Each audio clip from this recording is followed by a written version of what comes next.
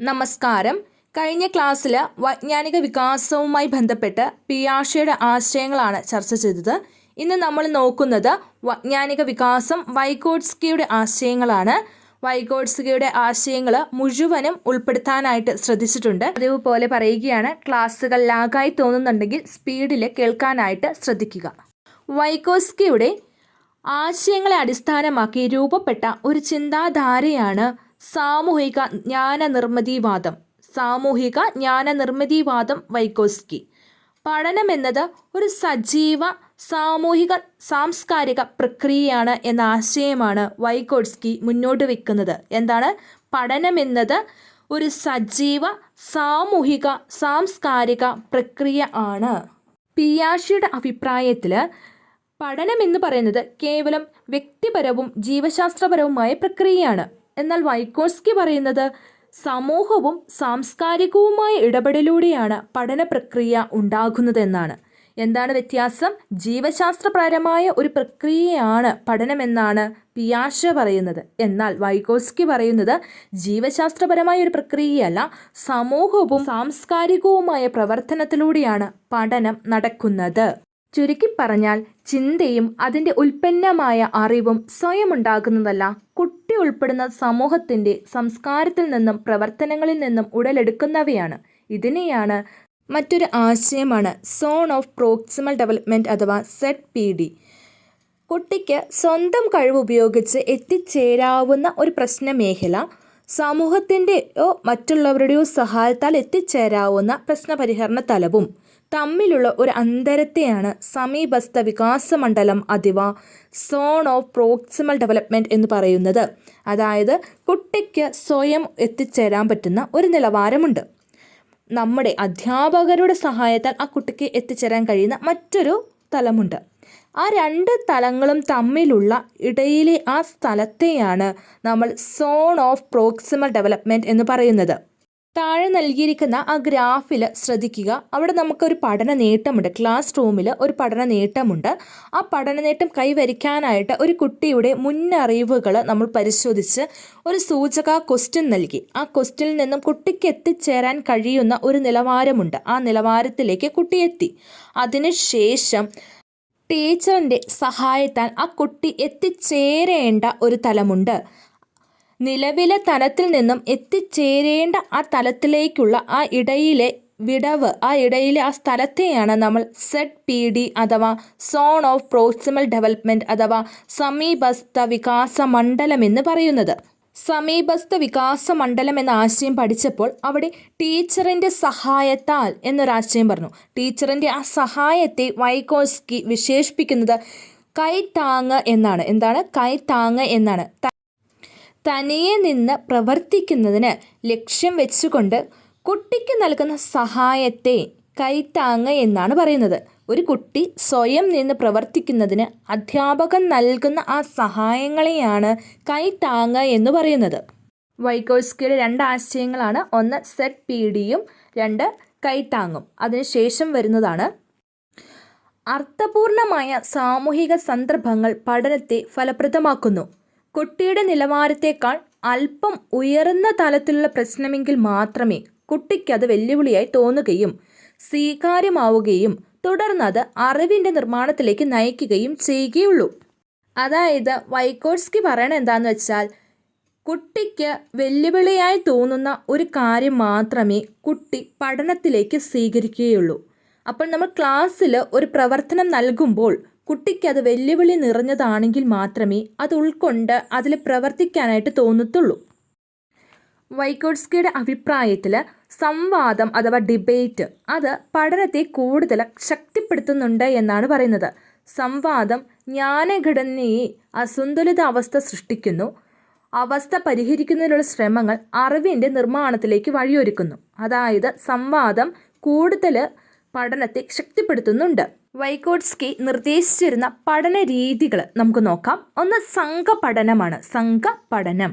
സംവാദാത്മക പഠനം. എന്താണ് സംവാദാത്മക പഠനം? സംവാദാത്മക പഠനം എന്ന് പറഞ്ഞാൽ ഡിബേറ്റ് എന്ന് പറയുമ്പോൾ ചർച്ചകളാണ്. പലതരത്തിലുള്ള ചർച്ചകളെയാണ് സംവാദാത്മക പഠനം എന്ന് പറയുന്നത്. ഗ്രൂപ്പ് ചർച്ച, സെമിനാർ, പാനൽ ചർച്ച, സംവാദം, സിംപോസിയം, ബ്രെയിൻ സ്റ്റോമിംഗ്. ഇതൊക്കെ ചർച്ചാരൂപങ്ങളാണ്. മൂന്നാമത് വരുന്നത് സഹവർത്തിത പഠനം. എന്താണ് സഹവർത്തിത പഠനം? വ്യത്യസ്ത കാഴ്ചപ്പാടുകളുള്ളവരും കഴിവുള്ളവരും വ്യത്യസ്ത സമൂഹ ചുറ്റുപാടിൽ നിന്ന് വന്നവരുമായ കുട്ടികൾ ഒന്നിച്ച് ഒരു കാര്യത്തിന് വേണ്ടി പ്രവർത്തിക്കുന്നതിനെയാണ് സഹവർത്തിത പഠനം എന്ന് പറയുന്നത്.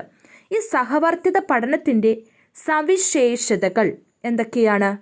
ഒന്ന്, ഗ്രൂപ്പിന് പൊതുവായ ഒരു പഠന ലക്ഷ്യമുണ്ടായിരിക്കും. ഗ്രൂപ്പിന് പൊതുവായ ഒരു പഠന ലക്ഷ്യമുണ്ടായിരിക്കും. ഭിന്ന നിലവാരത്തിലും സാമൂഹിക പശ്ചാത്തലത്തിലുമുള്ള കുട്ടികളായിരിക്കും ഗ്രൂപ്പിലെ അംഗങ്ങൾ. ഭിന്ന നിലവാരത്തിലും സാമൂഹിക പശ്ചാത്തലത്തിലുമുള്ള കുട്ടികളായിരിക്കും ഗ്രൂപ്പിലെ അംഗങ്ങൾ. പ്രശ്നം പരിഹരിക്കാനുള്ള ശ്രമത്തിൽ ഓരോ കുട്ടിക്കും സ്വയം പഠിക്കുകയും മറ്റംഗങ്ങളുടെ പഠനത്തെ സഹായിക്കുകയും ചെയ്യുന്നു. പ്രശ്നം പരിഹരിക്കാനുള്ള ശ്രമത്തിൽ ഓരോ കുട്ടിയും സ്വയം പഠിക്കുകയും മറ്റംഗങ്ങളുടെ പഠനത്തെ സഹായിക്കുകയും ചെയ്യുന്നു. പരസ്പരം പങ്കുവച്ചും സംവാദിച്ചും ധാരണകൾ മെച്ചപ്പെടുത്തിയും അറിവ് നിർമ്മിക്കുന്നു. പരസ്പരം പങ്കുവച്ചും സംവാദിച്ചും ധാരണകൾ മെച്ചപ്പെടുത്തിയും അറിവുകൾ നിർമ്മിക്കുന്നു.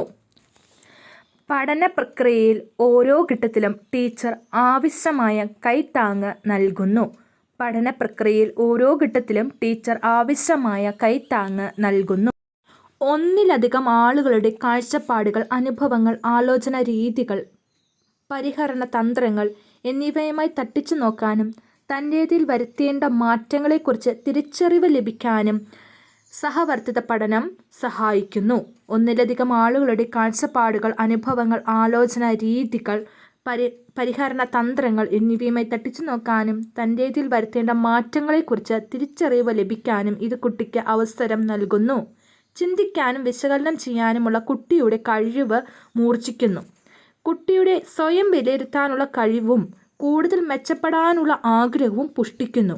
കുട്ടിയുടെ സ്വയം വിലയിരുത്താനുള്ള കഴിവും കൂടുതൽ മെച്ചപ്പെടാനുള്ള ആഗ്രഹവും കൂടുന്നു. ഭിന്നാത്മക ഗ്രൂപ്പിൽ പ്രവർത്തിക്കുന്നതിലൂടെ വ്യത്യസ്ത സാമൂഹിക സാഹചര്യങ്ങളിൽ നിന്ന് വരുന്ന സഹപാഠികളോട് കൂടുതൽ ആരോഗ്യകരമായ മനോഭാവം വളർത്തുന്നു. മറ്റുള്ളവരുടെ വികാര വിചാരങ്ങളും താല്പര്യങ്ങളും മനസ്സിലാക്കുന്നതിനും അവ പരിഹരിച്ചുകൊണ്ട് അഭിലഷണീയമായ രീതിയിൽ പ്രതികരിക്കാനും പ്രാപ്തമാക്കുന്ന വ്യത്യാന്തര ബുദ്ധിയുടെ വികാസം സാധ്യമാകുന്നു. വർത്തിത പഠനത്തിൻ്റെ സവിശേഷതകൾ നമ്മളിപ്പോൾ കണ്ടത്. ഇതിൽ ആവശ്യമുള്ള പോയിന്റുകൾ മാത്രം എടുത്ത് പഠിക്കുക.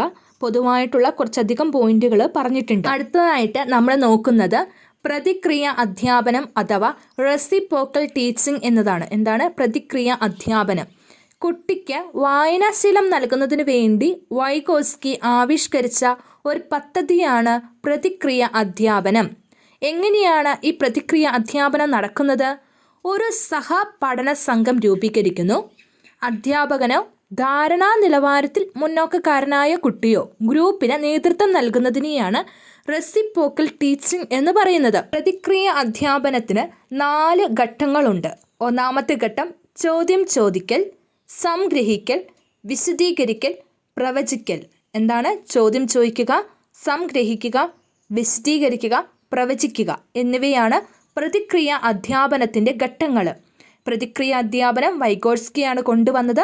വായനാശീലം വർദ്ധിപ്പിക്കുന്നതിന് വേണ്ടിയുള്ള പദ്ധതിയാണ്. പ്രതിക്രിയ അധ്യാപനം എങ്ങനെയാണ് നമ്മുടെ ക്ലാസ് റൂമിൽ ആവിഷ്കരിക്കാനായിട്ട് സാധിക്കുന്നത്? ഇതിനൊരു ഉദാഹരണം പറയാം. ഒരു വാക്ക് ക്ലാസ്സിൽ അവതരിപ്പിച്ചു. ആ വാക്ക് കുട്ടികൾക്ക് കണ്ടെത്താനായിട്ട് കുറച്ച് ന്യൂസ് പേപ്പറുകൾ നൽകുന്നു, പത്രം നൽകുന്നു. ആ പത്രത്തിൽ ഈ വാക്ക് എത്ര പ്രാവശ്യം ആവർത്തിച്ച് വരുന്നുണ്ട് എന്ന് കുട്ടികൾ കണ്ടെത്തുന്നു. അത് ആവർത്തിച്ച് വായിക്കുന്നു. ഇങ്ങനെ വ്യത്യസ്ത സാഹചര്യത്തിൽ ആ വാക്കിനെ പരിചയപ്പെടുന്നു. ഇങ്ങനെ പല കുട്ടികൾ അറിയാതെ പല സാഹചര്യത്തിൽ ഒരു വാക്ക് പരിചയപ്പെടുന്നതിനെയും അത് വായിക്കുന്നതിനുമുള്ള അവസരം ഒരുക്കുന്നു. ഇതിലൂടെ നമുക്ക് പ്രതിക്രിയ അധ്യാപനം ക്ലാസ്സിൽ അവതരിപ്പിക്കാനായിട്ട് സാധിക്കും. വൈഗോട്സ്കിയുടെ ആശയങ്ങൾ നമുക്കൊന്ന് ചുരുക്കി നോക്കാം. കുട്ടികൾ അവരുടേതായ അറിവുകൾ സൃഷ്ടിക്കുകയാണ്. അധ്യാപകൻ ആവശ്യമായ സന്ദർഭങ്ങളിൽ കൈത്താങ്ങ് നൽകുകയും ക്രമേണ കുട്ടിയെ സ്വതന്ത്ര പഠനത്തിലേക്ക് നയിക്കുകയും വേണം. കുട്ടി പഠനം നടത്തുന്നത് സമൂഹ സാംസ്കാരിക പ്രക്രിയയുടെ അടിസ്ഥാനത്തിലാണ്. പഠനകാര്യങ്ങൾ പഠിതാവ് സ്വയം തീരുമാനമെടുക്കണം. പഠനകാര്യത്തിൽ അധ്യാപകന് പ്രധാന പങ്കാണുള്ളത്. ഒരു മധ്യസ്ഥൻ എന്ന നിലയിൽ പ്രവർത്തിക്കണം. എന്താണ്? പഠനകാര്യത്തിൽ അധ്യാപകന് പ്രധാന പങ്കാണുള്ളത്. ഒരു മധ്യസ്ഥൻ എന്ന നിലയിലാണ് പ്രവർത്തിക്കേണ്ടത്. എന്ത് നിലയിലാണ് അധ്യാപകൻ പ്രവർത്തിക്കേണ്ടത്? മധ്യസ്ഥൻ എന്ന നിലയിലാണ്. പഠനവും വികാസവും സമൂഹവും സാംസ്കാരികവുമായ ഇടപെടലിലൂടെയാണ് നടക്കുന്നത്. എങ്ങനെയാണ് പഠനവും വികാസവും നടക്കുന്നത്? സമൂഹവും സാംസ്കാരികവുമായ ഇടപെടലിലൂടെയാണ്. സഹായത്തോടെയുള്ള കണ്ടെത്തൽ പഠനത്തിന് അവസരം ഒരുക്കണം. എന്താണ്? സഹായത്തോടെയുള്ള കണ്ടെത്തൽ പഠനത്തിന് അവസരമൊരുക്കണം. പഠനത്തിൽ അധ്യാപകന് മധ്യസ്ഥൻ എന്ന നിലയിലാണ് പ്രവർത്തിക്കേണ്ടത്. പഠനവും വികാസവും നടക്കുന്നത് സമൂഹവും സാംസ്കാരികവുമായ ഇടപെടലിലൂടെയാണ്. സഹായത്തിലൂടെയുള്ള പഠനത്തിനുമാണ് നമ്മൾ ഒരുക്കേണ്ടത്. സഹായത്തോടെയുള്ള കണ്ടെത്തൽ പഠനമാണ് ഒരുക്കേണ്ടത്. വൈജ്ഞാനിക വികാസം വൈഗോട്സ്കിയുമായി ബന്ധപ്പെട്ട പ്രധാന ആശയങ്ങളാണ് നമ്മളിപ്പോൾ ചർച്ച ചെയ്ത് കഴിഞ്ഞത്. ഒരുവിധം എല്ലാ കാര്യങ്ങളും തന്നെ ഇതിൽ ഉൾപ്പെടുത്താനായിട്ട് ശ്രദ്ധിച്ചിട്ടുണ്ട്. എന്തെങ്കിലും വിട്ടുപോയിട്ടുണ്ടെങ്കിൽ നിങ്ങൾക്ക് കമൻറ്റിൽ ഉൾപ്പെടുത്താൻ സാധിക്കുന്നതാണ്. അപ്പോൾ മറ്റുള്ളവർക്കും കൂടി സഹായകമായിരിക്കും. സമീപസ്ഥ മണ്ഡല വികാസം, കൈത്താങ്ങ്, മധ്യസ്ഥൻ എന്ന നിലയിലുള്ള അധ്യാപകൻ്റെ പ്രവർത്തനം, റെസിപ്രോക്കൽ ടീച്ചിങ്, വൈഗോട്സ്കി നിർദ്ദേശിച്ചിരുന്ന പഠന രീതികൾ, സംഘപഠനം, സംവാദാത്മക പഠനം, സഹവർത്തിത പഠനം എന്നിവയൊക്കെയാണ് നമ്മൾ ഇന്ന് ചർച്ച ചെയ്തത്. ഇതിനു മുമ്പും ക്ലാസ്സുകൾ അപ്ലോഡ് ചെയ്തിട്ടുണ്ട്. ആ ക്ലാസ്സുകളും കാണാനായിട്ട് ശ്രദ്ധിക്കുക. തുടർച്ചയായി ക്ലാസ്സുകൾ ഇടാനായിട്ട് ഞാൻ ശ്രദ്ധിക്കുന്നതായിരിക്കും. അപ്പോൾ കൂടുതൽ കാര്യങ്ങൾ അറിയാനും പഠിക്കാനുമായി സാധിക്കും. എന്തെങ്കിലും ടോപ്പിക്കുകൾ ഉൾപ്പെടുത്തണമെന്നുണ്ടെങ്കിൽ നിങ്ങൾ കമൻറ്റ് ചെയ്യുകയാണെങ്കിൽ അതിനെക്കുറിച്ച് നമുക്ക് ക്ലാസ്സുകൾ എടുക്കാം.